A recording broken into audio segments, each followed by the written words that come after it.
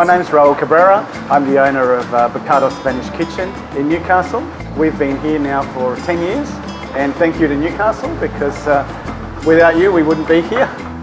So Small Foods wasn't done here yet. It was already starting, I think, in Sydney. And I remember, okay, so small, and Bocados is a small mouthful.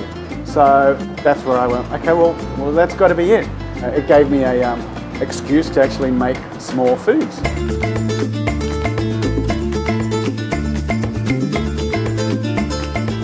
No, I didn't think I'd be here 10 years later.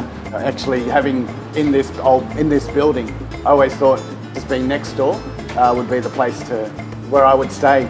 But the fact that to move in here was really out of my comfort zone. I just thought, nah, there's no way I can do that. How do you go from a little place into this? You know, how do you get that volume of people coming in constantly to come and eat your food and do that every week?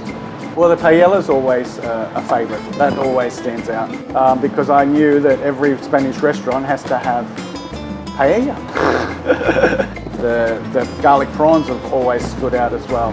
The meatballs, they've stood the test of time as well. Well, I remember when we were next door, it wasn't going so well for us in the beginning. The first 3 months or the first 6 months was kind of like hell. I fear that I've got to just change what I'm doing somewhere along the lines. So that was tough. Yeah, it was a risk. So it was kind of like just almost handed to me, but also at the same time being risky and thinking that, who knows what will happen. Within a week, we moved from next door into here. Yeah, it was a community effort. I really can be grateful for all the people.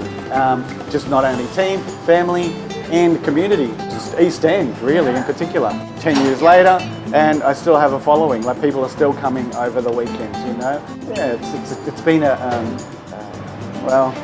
blessing, I gotta say.